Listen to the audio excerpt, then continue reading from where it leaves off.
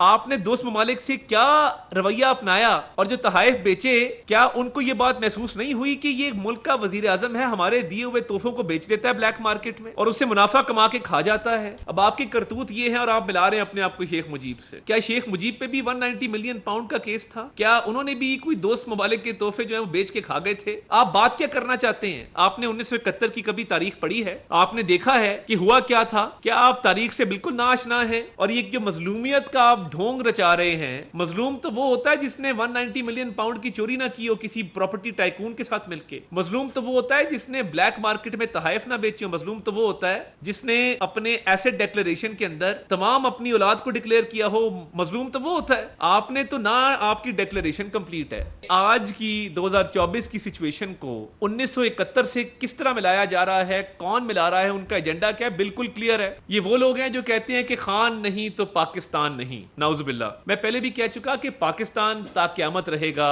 انشاءاللہ تعالی، اور پاکستان 27ویں رمضان کی شب مارز وجود میں آیا تھا۔ اس پاکستان نے ترقی کرنی ہے۔ گورنمنٹ آف پاکستان کی بڑی کلیئر پالیسی ہے اور ہم فلسطین میں امن کے خواہاں ہیں۔ ہم چاہتے ہیں کہ جنگ بندی ہو، غزہ اور رفح میں مظالم بند کیے جائیں۔ تو یہ جو روابط ہے دوسرے ممالک کے ساتھ، یہ بہت اہمیت کے حامل ہیں، اور بین الاقوامی سطح پہ جب بھی کسی فورم پر بات ہوتی ہے تو اس پہ بھی وزیر اعظم صاحب اس پہ لیڈ لیتے ہیں۔ تو میں چاہوں گا کہ اس پہ ہم بھرپور اظہار یکجہتی کریں اور پوری قوم میں اظہار یکجہتی کرے غزہ کی عوام کے ساتھ، اور ہم ان کے ساتھ کھڑے ہیں، اور ہم چاہتے ہیں کہ ایک دیر پا امن کے لیے کوئی اس کا حل نکلے۔ میں اس کے علاوہ جو SIFC میں بہت اہم فیصلہ ہوا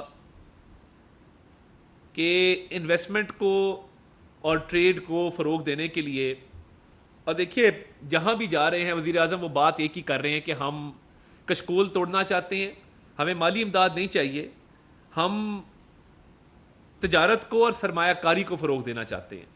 اب جب تجارت اور سرمایہ کاری کی بات ہوتی ہے تو SIFC ایک whole of the government approach ہے، اس کو بڑی پذیرائی مل رہی ہے، اور جو ہمارے دوست ممالک ہیں ان کے انویسٹر بہت خوش ہیں کہ ہمیں ون ونڈو آپریشن ملا ہے، ہمیں جگہ جگہ نہیں جانا پڑتا، ایک ہی فورم سے ہم اپنے تمام معاملات جو ہیں وہ حل کر لیتے ہیں۔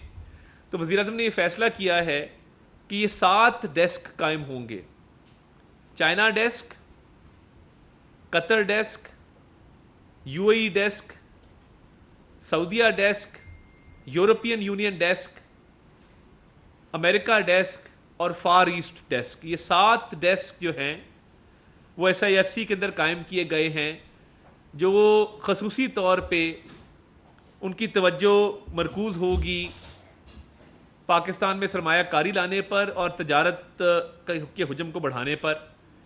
اب یہ جو 7 ڈیسک ہیں جس میں میں دہرائے دیتا ہوں: چائنا، UAE، سعودی عربیہ، قطر،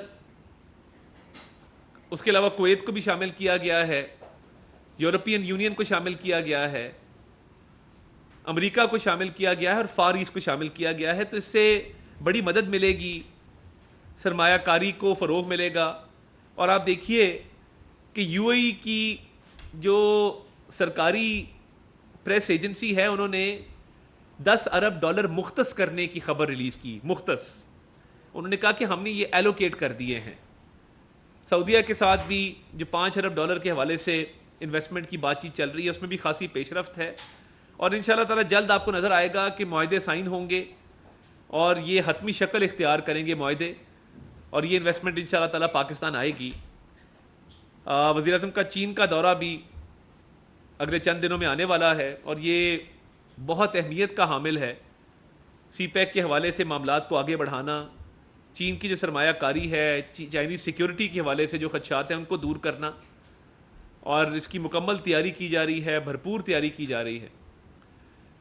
IMF کا جو یہاں سے وفد گیا ہے وہ بڑی مثبت انہوں نے پریس ریلیز جاری کی، اس پہ مزید بات کرنے کی ضرورت نہیں، وہ پازیٹیو طریقے سے انہوں نے پریس ریلیز جو ہے وہ جاری کر کے یہاں سے گئے ہیں۔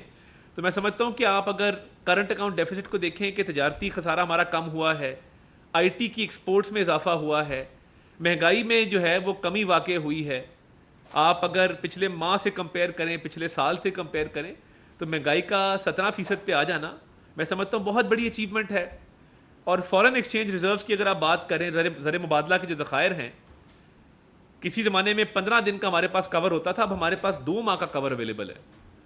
تو یہ بھی ایک مثبت پیش رفت ہے کہ اکانومی ٹیک آف کر رہی ہے، اور الحمدللہ تمام جو بین الاقوامی مالیاتی جریدے ہیں، مالیاتی ادارے ہیں، وہ اس کی نشاندہی کر رہے ہیں کہ پاکستان کی اکانومی ریوائول کی طرف جا رہی ہے. اس میں مکینزی جو ٹاپ کنسلٹنٹ فرم ہے اس کو ہائر کیا گیا ہے وزیر اعظم کی خصوصی کاوش کے تحت ایف بی آر کی ڈیجیٹلائزیشن کے لیے، اور اس پہ بھی جو ہے وہ ملنڈا گیٹس فاؤنڈیشن کی فنڈنگ شامل ہے. تو پی آئی اے کی جو پرائیویٹائزیشن ہے تیزی سے چل رہی ہے. جو یورپ اور یو کے کی پی آئی کی فلائٹس تھیں وہ ان شاء اللہ تعالیٰ جلد ریزیوم ہونے جا رہی ہیں. تو یہ تمام اچھی خبریں ہیں اور مثبت خبریں ہیں، اور میں سمجھتا ہوں کہ یہ ہماری خوش قسمتی ہے کہ الحمدللہ اتنے کم عرصے میں یہ معاملات اتنی تیزی سے آگے بڑھے ہیں. اب میں اس طرف آنا چاہتا ہوں کہ جو ملک دشمن قوتیں اس وقت سرگرم ہیں، اور دیکھیے یہ کوئی راکٹ سائنس نہیں ہے، یہ پتہ کرنے کے لیے کہ آج کی 2024 کی سچویشن کو 1971 سے کس طرح ملایا جا رہا ہے، کون ملا رہا ہے، ان کا ایجنڈا کیا ہے، بالکل کلیئر ہے. یہ وہ لوگ ہیں جو کہتے ہیں کہ خان نہیں تو پاکستان نہیں، نعوذ باللہ. میں پہلے بھی کہہ چکا کہ پاکستان تا قیامت رہے گا انشاءاللہ تعالی، اور پاکستان 27ویں رمضان کی شب مارز وجود میں آیا تھا. اس پاکستان نے ترقی کرنی ہے، اس پاکستان نے آگے بڑھنا ہے، اس پاکستان نے اقوام عالم میں اپنا مقام بنانا ہے. تو یہ آپ کی جو 4-5 پوسٹیں آپ کر دیتے ہیں 1971 اور اپنے آپ کو شیخ مجیب سے ملا دیتے ہیں، اس کا مقصد کیا ہے؟ اس کا مقصد وہی ہے جو ہمیشہ ہوتا ہے، اور یہ ان کے منہ سے نکلا تھا. آپ کو یاد ہوگا کہ بانی چیئرمین پی ٹی آئی نے جب ایک جگہ اپنے خیالات کا اظہار کیا تو انہوں نے کہا کہ میں نہ رہا تو یہ پاکستان خدا نہ خواستہ یہ ٹوٹ جائے گا. یعنی آپ اپنی سیاسی بقا کو پاکستان کی سالمیت سے لنک کرتے ہیں، آپ اپنے سیاسی مفادات، چھوٹے چھوٹے سیاسی مفادات کی خاطر پاکستان کے مفادات کو داؤ پر لگاتے ہیں. آپ کا آئی ایم ایف کا لیٹر جو آپ اپنے وزرائے خزانہ کو کہہ رہے تھے کہ لکھو کہ آئی ایم ایف پاکستان سے اگریمنٹ مت کرے، اور یہ آپ کی خواہش، ہمارا محترم دوست ملک ہے سری لنکا، ڈیفالٹ کے حوالے سے بار بار کہنا کہ یہ ڈیفالٹ ہو جائے. یہ جس طرح سری لنکا ڈیفالٹ کیا، ہماری بڑی ان کا احترام ہے، عزت ہے، مگر بار بار یہ اس خواہش کا اظہار کرنا کہ ڈیفالٹ ہو جائے، کہ میں اقتدار میں نہیں رہا تو خدا نہ خواستہ یہ ملک بھی فنا ہو جائے، ایسا ہوگا نہیں آپ کے کہنے سے، کیونکہ آپ کا کیا دھرا قوم کے سامنے ہے. آپ آئی ایم ایف کی ڈیل کو سیبوٹاج کرنا ہو اور آپ لیٹر لکھیں آئی ایم ایف کو، آئی ایم ایف کے باہر مظاہرے کروائیں، پاکستان کے جی ایس پی پلس سٹیٹس کو نقصان پہنچانے کی کوشش کریں، اور بار بار آئی ایم ایف کو یہ کہیں کہ پاکستان کے ساتھ تعاون نہ کیا جائے تاکہ یہاں پہ مہنگائی ہو، یہاں پہ معاشی استحکام نہ آ سکے. آپ کی کوششیں سب کے سامنے، اور آپ نے ایک دفعہ نہیں، آپ نے بار بار یہ کوششیں کی کہ کسی طریقے سے کوئی نہ کوئی آپ سیبوٹاج کر جائیں سسٹم کو، آپ سسٹم کو ڈی ریل کر جائیں. آپ کی آئی ایم ایف والی کاوش کامیاب نہیں ہوئی، ثبوت سب کے سامنے ہیں. شوکت ترین صاحب ہوں یا تیمور جھگڑا صاحب ہوں، وہ کیا بات کر رہے تھے اور آئی ایم ایف کو کیا خط لکھ رہے تھے، اور جو ڈیفالٹ کرانے کی خواہش تھی آپ کی کہ میں اقتدار میں نہیں رہا، میرے سیاسی مفاد پورے نہیں ہو رہے تو میں پاکستان کے مفاد کو قربان کر دوں اور پاکستان میں تباہی بربادی پھیل جائے، یہ آپ کا ایم تھا. اس کے بعد جی ایس پی پلس کے حوالے سے آپ کی سازش، سائفر کے حوالے سے آپ کی سازش، کہ آپ نے بھرے مجمع میں وہ سائفر اٹھایا اور آپ نے پاکستان کے بین الاقوامی سطح پہ تعلقات کو خراب کرنے کی کوشش کی. نہ صرف یہ، آپ نے ملک دشمن قوتوں کا فائدہ کیا، پاکستان کی جھگ ہسائی کی آپ نے پوری دنیا کے اندر. ہمارے دشمنوں نے اس پہ آرٹیکلز لکھے، اس پہ پروگرامز کیے، اور آپ بعد میں شرمندہ بھی نہیں ہوتے ایسی باتوں پہ کہ آپ نے وہ سائفر کی کہانی گھڑی تھی. آپ کی آڈیو موجود ہے کہ ہم نے اس کے ساتھ کھیلنا ہے، ہم نے کھلواڑ کرنا ہے. کیا قومی سلامتی اور فورن پالیسی کھیلنے کے لیے ہوتی ہے؟ میں یہ کہنا نہیں چاہتا تھا، مگر آپ کے دور میں جب آپ نے تحائف بیچے، آپ نے دوست ممالک کے ساتھ تعلقات خراب کیے. ہماری کاوش ہے الحمدللہ، دوست ممالک عزت کر رہے ہیں، دوست ممالک سرمایہ کاری کی باتیں کر رہے ہیں.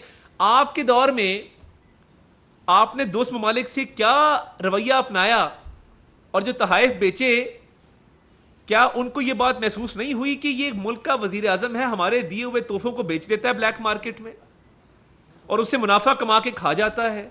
اب آپ کی کرتوت یہ ہے اور آپ ملا رہے ہیں اپنے آپ کو شیخ مجیب سے. کیا شیخ مجیب پہ بھی 190 ملین پاؤنڈ کا کیس تھا؟ کیا انہوں نے بھی کوئی دوست ممالک کے تحفے جو ہیں وہ بیچ کے کھا گئے تھے؟ آپ بات کیا کرنا چاہتے ہیں؟ آپ نے 1971 کی کبھی تاریخ پڑھی ہے؟ آپ نے دیکھا ہے کہ ہوا کیا تھا؟ کیا آپ تاریخ سے بالکل ناآشنا ہیں؟ اور یہ جو مظلومیت کا آپ ڈھونگ رچا رہے ہیں، مظلوم تو وہ ہوتا ہے جس نے 190 ملین پاؤنڈ کی چوری نہ کی ہو کسی پراپرٹی ٹائکون کے ساتھ مل کے. مظلوم تو وہ ہوتا ہے جس نے بلیک مارکیٹ میں تحائف نہ بیچے ہو. مظلوم تو وہ ہوتا ہے جس نے اپنے ایسٹ ڈیکلریشن کے اندر تمام اپنی اولاد کو ڈکلیئر کیا ہو. مظلوم تو وہ ہوتا ہے. آپ نے تو نہ آپ کی ڈیکلریشن کمپلیٹ ہے، سائفر کا کیس آپ کے اوپر ہے، 190 ملین پاؤنڈ کا کیس آپ کے اوپر ہے، توشہ خانہ کا کیس آپ کے اوپر ہے، اور آپ 1971 کا ذکر کرنے چل پڑے ہیں اور شیخ مجیب کی تصویریں لگا کے غداری کے سرٹیفکیٹ بانٹنا شروع آپ نے کر دیے ہیں.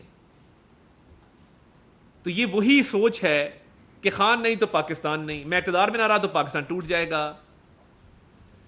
اقتدار کا نشہ جو جب ٹوٹتا ہے نا، کیونکہ یہ اب اقتدار کا نشہ ٹوٹنا شروع ہو گیا ہے، جیل میں بیٹھے اب تھوڑی مدت گزری ہے، تو وہ اقتدار سے جو دوری ہے اس نے اب مجبور کر دیا ہے کہ ملک کے ٹوٹنے کی باتیں کرنا شروع کر دو، اور 1971 کو غلط رنگ میں پیش کر کے یہ بات شروع کر دو کہ جی ابھی بھی وہی حالات ہیں، اور اپنا موازنہ جو ہے وہ شیخ مجیب سے کرنا شروع کر دو.